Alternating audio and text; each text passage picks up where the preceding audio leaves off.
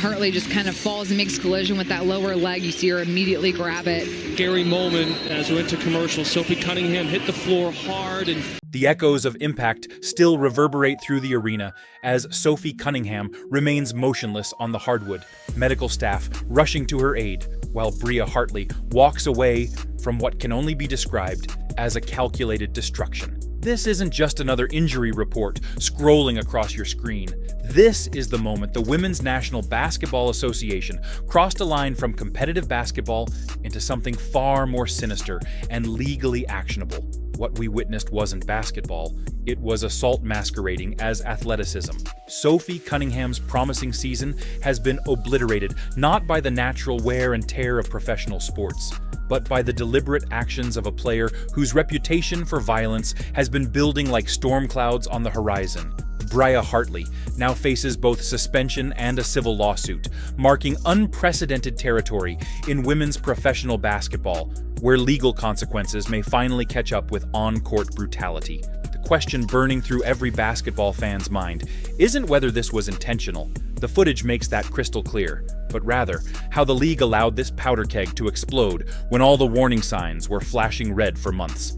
Every previous incident, every pulled hair, every body slam that masqueraded as defense was building toward this moment where Sophie Cunningham became the unfortunate victim of systematic negligence by league officials who confused brutality with competitive fire. Let me paint you the complete picture of what Sophie Cunningham represented to the Indiana Fever organization before Bria Hartley decided to end her season with extreme prejudice. Cunningham wasn't just another role player filling out the roster.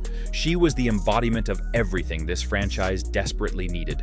A warrior who brought intensity, production, and most critically, protection for their superstar, Caitlin Clark. While other teammates seemed intimidated by the physical punishment Clark endured game after game, Sophie Cunningham stepped forward as the one player willing to absorb contact and dish it back out when necessary. The statistical impact tells only part of Sophie's story. Her shooting percentage had improved dramatically since joining Indiana. Her defensive assignments consistently neutralized opposing threats, and her leadership on the court provided a backbone that this young team had been missing. But beyond numbers, Cunningham brought something intangible, a fearlessness that announced to every opponent that the Fever would no longer be pushed around without consequences. She was the enforcer, the protector, the player who made sure Caitlin Clark could focus on basketball instead of constantly looking over her shoulder for the next cheap shot. Now that protection has been violently stripped away, leaving Clark more vulnerable than ever, while Cunningham faces an uncertain future with what appears to be a serious knee injury that could potentially involve her Achilles tendon. The irony is devastating. The player who dedicated herself to protecting others became the victim of the exact type of predatory behavior she was trying to prevent. Bria Hartley didn't just injure Sophie Cunningham, she strategically removed Indiana's primary defensive asset and sent a message to every other player who might consider standing up to her brand of basketball terrorism. The legal ramifications of this incident extend far beyond typical league disciplinary actions. For the first time in Women's National Basketball Association history, we're witnessing a player face civil litigation for on-court conduct, with Sophie Cunningham's legal team reportedly pursuing damages for lost wages, medical expenses, career impact, and pain and suffering. This lawsuit represents a seismic shift in how basketball violence might be addressed, moving beyond the inadequate internal justice system that has failed to protect players and into courts, where real consequences await those who cross legal boundaries. Bria Hartley's pattern of dangerous play reads like a criminal rap sheet masquerading as basketball statistics. The incident where she yanked Angel Reese from midair by her hair wasn't an aberration, it was a preview. The body slam she delivered to Becca Allen wasn't an accident, it was practice. Every dangerous play, every escalating act of violence was building toward this moment, where Sophie Cunningham paid the ultimate price for the league's refusal to address a player who had clearly demonstrated she was willing to end careers to satisfy her need for dominance through intimidation. What makes this situation even more infuriating is the predictability factor. Basketball analysts, commentators, fans, And probably the players themselves could see this coming like a slow-motion car crash. Hartley's reputation preceded her into every game. Her history of dangerous plays was well documented, yet the league's response was consistently inadequate. Fines that meant nothing to a professional athlete, suspensions so brief they felt more like rest days than punishment, and a disciplinary system that seemed designed to enable rather than eliminate dangerous behavior. The referees bear significant responsibility for creating the environment where Bria Hartley felt empowered to escalate her violence. Time after time, officials allowed marginal calls to slide, interpreted dangerous plays as hard fouls, and demonstrated a consistent unwillingness to impose meaningful consequences for behavior that crossed the line from competitive to criminal. Their incompetence created a permission structure where players like Hartley understood they could push boundaries with minimal risk of serious punishment.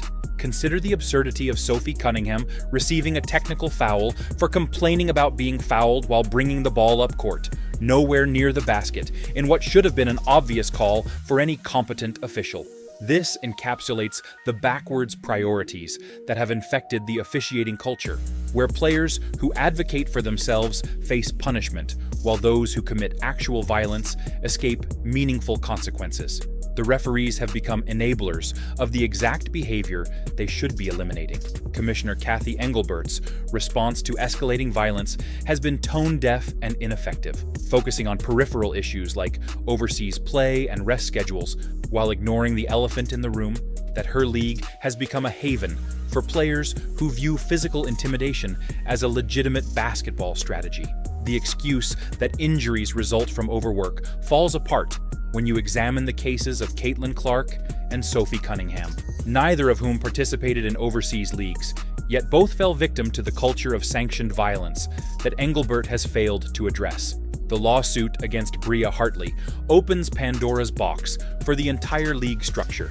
If Sophie Cunningham succeeds in court, it establishes a precedent that basketball players can be held legally accountable for actions that cross the line from sport to assault. This could fundamentally change how players approach physical play, knowing that extreme behavior might result in personal financial liability rather than just league-imposed penalties. Angel Reese could potentially file similar action for the hair-pulling incident, Becca Allen for her body slam, and any future victim of Hartley's violence might find legal recourse more appealing than waiting for the league's inadequate justice system. The timing of Sophie Cunningham's injury makes it particularly tragic from a career development perspective. She wasn't just having a solid season, she was experiencing a breakthrough that established her as more than a role player and positioned her as a legitimate two-way threat who could contribute significantly to a championship-caliber team. Her improved shooting, enhanced defensive awareness, and leadership qualities were all trending upward when Bria Hartley decided to end that progression with what appears to be premeditated violence disguised as basketball. Indiana Fever's season now hangs in the balance with their enforcer sidelined, and their star player Caitlin Clark left even more exposed to the type of treatment that has already kept her out of more games than she's played. The strategic impact extends beyond just losing one player. It's about losing the psychological protection that Sophie Cunningham provided, and the message her absence sends to opponents who might view Clark as an even more attractive target without her primary defender available. The broader injury epidemic plaguing the Women's National Basketball Association cannot be separated from the culture of violence that league leadership has not only tolerated, but seemingly encouraged through their weak responses to dangerous play. Sydney Colson's torn anterior cruciate ligament, Aja Wilson's various ailments, and the countless other injuries that have decimated rosters across the league all exist within the context of a sport that has lost its way, prioritizing perceived toughness over player safety and sustainable careers. Historical comparison to the National Basketball Association's evolution provides a roadmap that the Women's National Basketball Association has inexplicably refused to follow. When the men's league recognized that unchecked violence was damaging the product and endangering careers, they implemented meaningful rule changes, enforced flagrant foul standards, and created a disciplinary system with real consequences.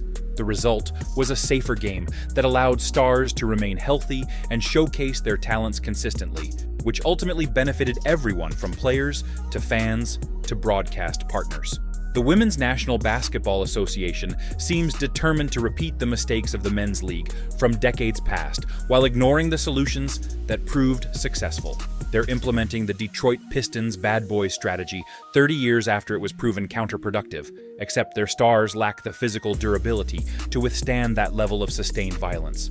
The result is a league where the best players spend more time in rehabilitation than on the court, creating a product that fails to deliver what fans actually want to see. Caitlin Clark's situation has become exponentially more precarious with Sophie Cunningham's forced absence. Whether fans love her or hate her, Clark represents the face of the league and its primary draw for casual viewers who might otherwise ignore women's basketball. Cunningham served as her shield, absorbing punishment and delivering retribution when opponents took liberties with the league's biggest star. Now that protection has been eliminated, leaving Clark vulnerable to the exact type of targeting that Bria Hartley specializes in delivering. The psychological impact on Clark cannot be understated. She's already dealing with the pressure of carrying an entire league's promotional efforts, while opponents treat her like a piñata, knowing that referees are reluctant to provide adequate protection. Now, she must also process the fact that her primary protector was eliminated through what appears to be deliberate targeting by a player with a documented history of ending careers through violence. Every drive to the basket becomes potentially career-threatening when officials refuse to maintain control and violent players face no meaningful consequences. Legal experts are watching this lawsuit with intense interest because it could establish precedents that reshape how professional sports address player-on-player violence. Traditional sports law has generally relied on assumption of risk doctrines, where athletes accept that injuries are inherent to competition. However, when behavior crosses the line from competitive play to intentional violence designed to cause harm, courts have historically been willing to impose liability. Sophie Cunningham's case appears to meet that threshold based on video evidence and Bria Hartley's documented pattern of escalating dangerous behavior.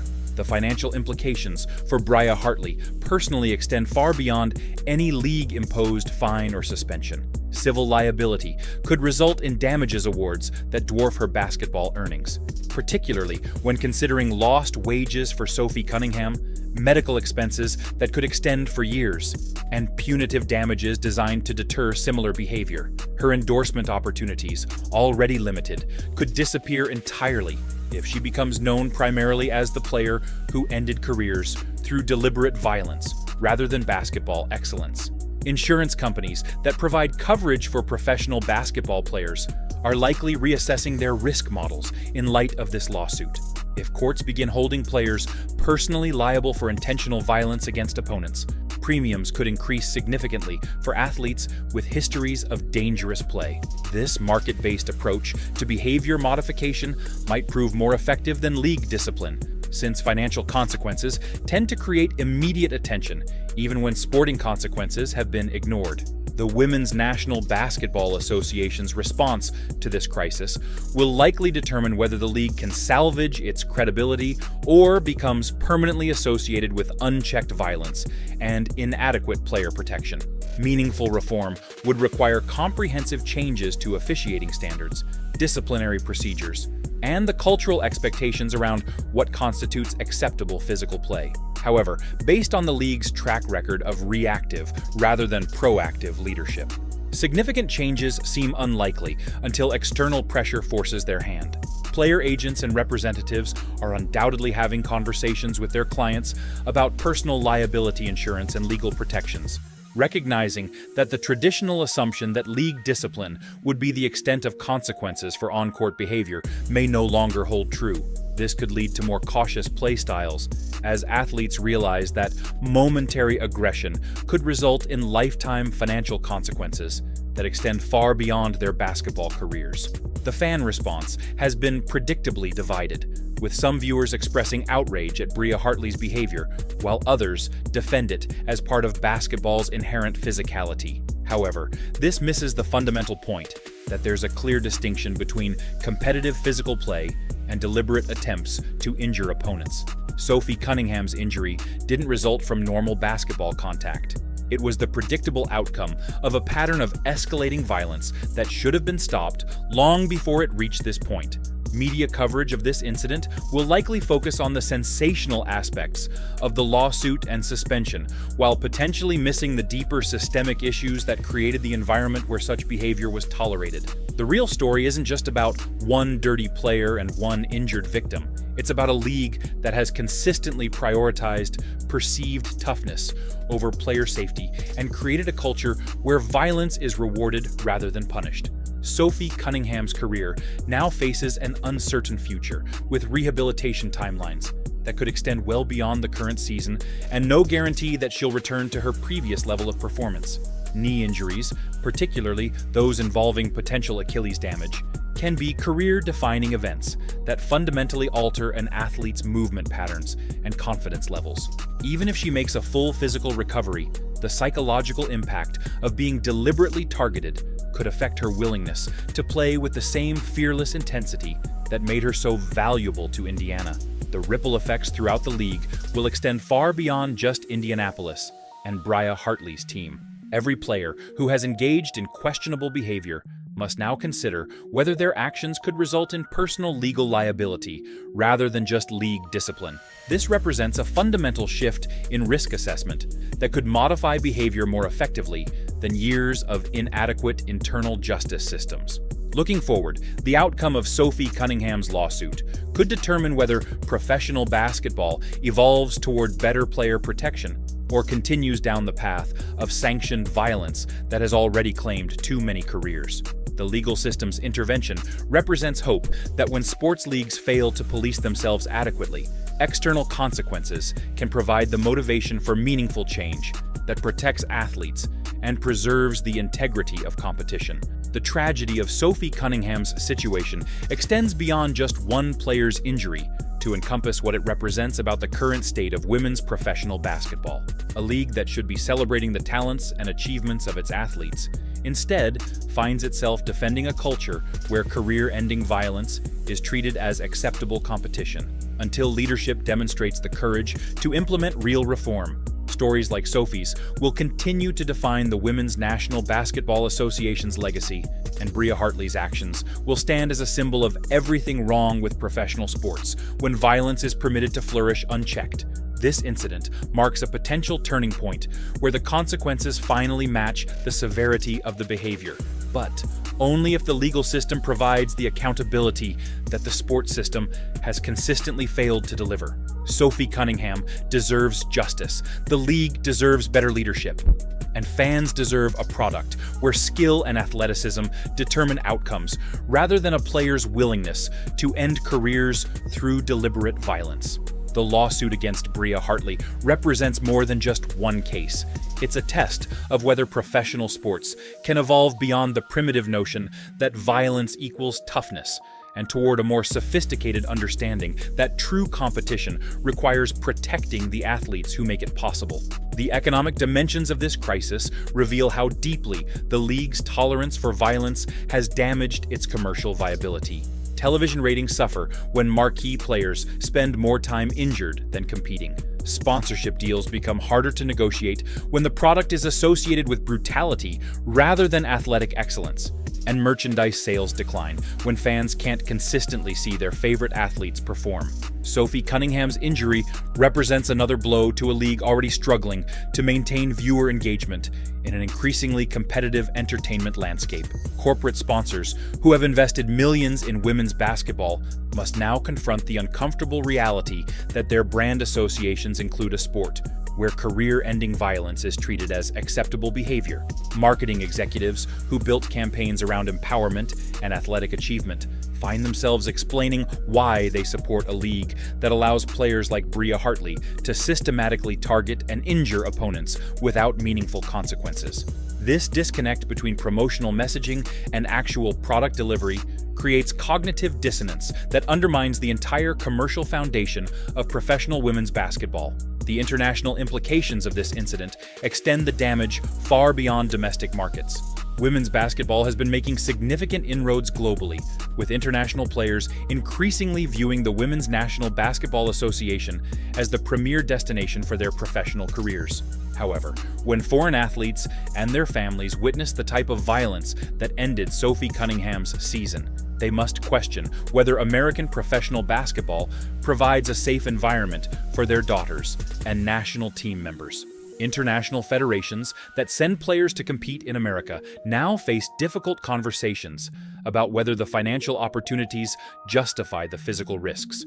European leagues, while offering lower salaries, increasingly appear safer and more professionally managed compared to a Women's National Basketball Association that seems incapable of protecting its own athletes from systematic violence. This brain drain could devastate the league's talent pool, just as international interest in women's basketball reaches historic highs. The coaching fraternity faces an impossible dilemma in this environment where violence is tolerated and victims are left without adequate protection. Coaches must decide whether to instruct their players to retaliate against dangerous opponents, knowing that officials won't provide adequate protection, or to allow their athletes to absorb punishment that could end careers. Sophie Cunningham's injury illustrates the failure of this system, where even having a designated enforcer couldn't prevent Bria Hartley from executing her violent agenda.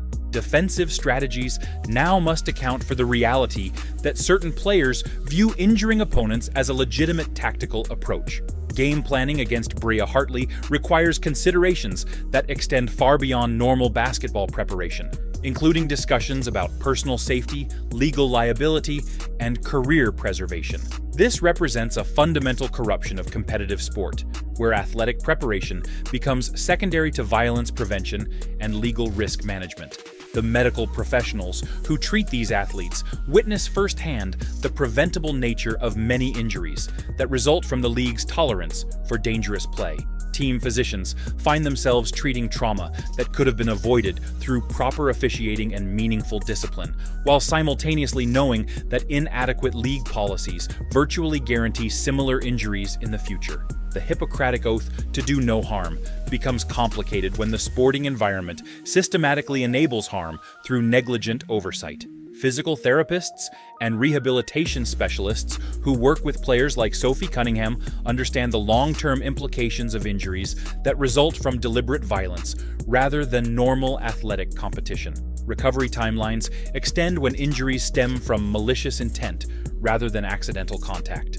Psychological healing becomes as important as physical restoration, and the risk of re-injury increases when athletes return to an environment where the same dangerous players continue to operate without meaningful restrictions. The legal precedent established by Sophie Cunningham's lawsuit could reshape the entire landscape of professional sports liability. Contract negotiations may soon include specific clauses addressing player-on-player violence. Insurance policies might exclude coverage for injuries resulting from intentional acts, and collective bargaining agreements could require players to accept personal liability for deliberate attempts to injure opponents. This evolution represents a market-based solution to problems that league discipline has failed to address. Law enforcement agencies may also take increased interest in on-court violence that crosses legal boundaries, particularly when video evidence clearly documents intentional attempts to cause harm. While prosecutors have historically been reluctant to pursue criminal charges for sports-related incidents, the escalating nature of violence in women's professional basketball and the clear documentation of premeditated behavior could change this calculus. Bria Hartley's pattern of dangerous play might eventually attract attention from district attorneys who view repeated violent behavior as criminal conduct, regardless of the sporting context. The role of social media in amplifying and analyzing these incidents creates additional pressure for meaningful reform. Video replays that clearly show deliberate attempts to injure opponents can be shared instantly across platforms, generating public outrage that transcends traditional basketball fan communities. Sophie Cunningham's injury has been dissected frame by frame by millions of viewers who can clearly see the intentional nature of Bria Hartley's actions, creating a public relations crisis that extends far beyond sports media coverage. Player development programs throughout amateur basketball must now address the reality that aspiring professionals may encounter systematic violence if they reach the highest levels of women's basketball. High school and college coaches find themselves in the uncomfortable position of preparing athletes for an environment where skill development alone may not be sufficient protection against players who view violence as a competitive advantage. This corruption of development priorities undermines the educational and character-building aspects of basketball at all levels. The psychological impact on young athletes who witness role models engaging in career-ending violence cannot be underestimated. When professional players like Bria Hartley demonstrate that success can be achieved through intimidation and deliberate injury of opponents, it sends a toxic message that undermines the fundamental values that sport should promote. Sophie Cunningham's injury becomes a teaching moment about the consequences of uncontrolled aggression, but only if league leadership demonstrates the courage to impose meaningful consequences.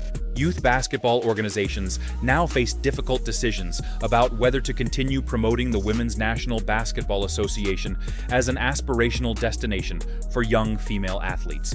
Parents who invest thousands of dollars in their daughters' basketball development must consider whether they're preparing their children for an environment where violence is tolerated and victims receive inadequate protection. This erosion of grassroots support threatens the entire pipeline that feeds talent into professional women's basketball. The officiating crisis extends beyond individual games to encompass the entire integrity of competitive outcomes. When referees consistently fail to protect players from dangerous opponents, game results become influenced by factors that have nothing to do with basketball skill or preparation. Sophie Cunningham's absence fundamentally alters Indiana's competitive prospects, not because of any basketball-related factor, but because officials failed to prevent a violent player from executing her destructive agenda. Training programs for officials must be completely restructured to address the reality that their negligence enables systematic violence and creates legal liability for the league. Referees can no longer hide behind subjective interpretations of physical play when video evidence clearly documents intentional attempts to injure opponents. The failure to protect Sophie Cunningham represents a systemic breakdown in officiating that requires immediate and comprehensive reform. Technology solutions that could help identify and prevent dangerous play remain underutilized by a league that seems content to rely on human judgment that has proven consistently inadequate. Video review systems, advanced analytics that track dangerous play patterns, and real-time monitoring of player interactions could provide officials with tools to better protect athletes like Sophie Cunningham. However, implementing these solutions requires acknowledging that current systems have failed, something league leadership seems reluctant to admit. The collective bargaining implications of this incident will likely influence future negotiations between players and league management. Athletes may demand stronger protections against violence, guaranteed compensation for injuries resulting from deliberate actions by opponents, and the right to pursue legal remedies without interference from league policies.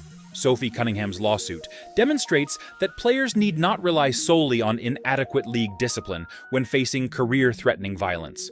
Union representation faces the complex challenge of protecting both victims, like Sophie Cunningham, and players like Bria Hartley who engage in dangerous behavior. This tension could split player solidarity and force difficult conversations about whether violence should be tolerated in the name of competitive advantage or eliminated to protect the safety and careers of all athletes. The outcome of these discussions will determine whether the Players Association becomes part of the solution or continues to enable the problem through inaction. The competitive balance implications of systematic violence create an uneven playing field, where teams with violent players gain unfair advantages through intimidation rather than athletic superiority. Indiana's season has been fundamentally altered, not by superior competition, but by the deliberate elimination of key personnel through what amounts to sanctioned assault.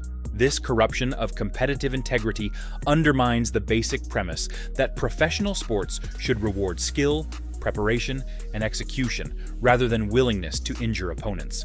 Broadcasting partners who pay substantial fees for the rights to televise women's professional basketball must now consider whether their investment supports a product that aligns with their corporate values and audience expectations. Networks that built their brands around family-friendly programming face uncomfortable questions about continuing to promote a sport where career-ending violence is treated as acceptable entertainment. The disconnect between promotional messaging and actual content creates liability for broadcasters who may be seen as endorsing dangerous behavior. Advertising revenue, already challenging to generate for women's professional basketball, becomes even more difficult to secure when the product is associated with unchecked violence rather than athletic excellence. Marketing campaigns that celebrate empowerment and achievement ring hollow when the actual games feature systematic targeting of star players and inadequate protection from league officials. Sophie Cunningham's injury represents another blow to the commercial viability of a sport struggling to establish sustainable revenue streams. The international reputation of American women's basketball suffers significant damage when incidents like this receive global coverage, particularly in countries where sports are managed with greater emphasis on player safety and professional conduct. The contrast between American tolerance for violence and international standards for athletic competition creates diplomatic and cultural complications that extend far beyond sports. This damage to soft power projection through athletics represents a largely unrecognized consequence of the league's failure to maintain proper standards. Equipment manufacturers who sponsor athletes must now consider whether their brand associations include players known primarily for violent behavior rather than athletic achievement. Companies that invest millions in endorsement deals with professional basketball players face reputational risks when those athletes become known for career-ending violence against opponents. Bria Hartley's actions create marketing complications that extend throughout the entire commercial ecosystem surrounding women's professional basketball. The long-term sustainability of women's professional basketball depends on creating an environment where athletic excellence is rewarded and systematic violence is eliminated.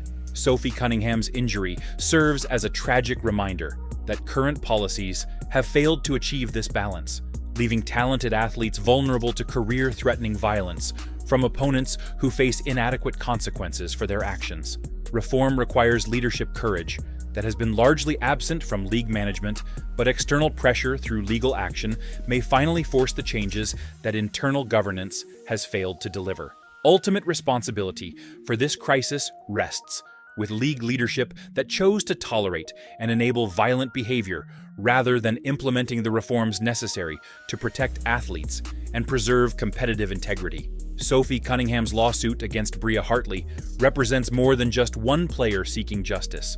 It's a referendum on whether professional women's basketball can evolve beyond its current state of sanctioned violence toward a more sophisticated model that prioritizes athlete safety, competitive fairness, and commercial viability. The outcome will determine whether the sport can fulfill its potential or remains forever associated with the primitive notion that violence equals entertainment and career destruction represents acceptable competitive strategy.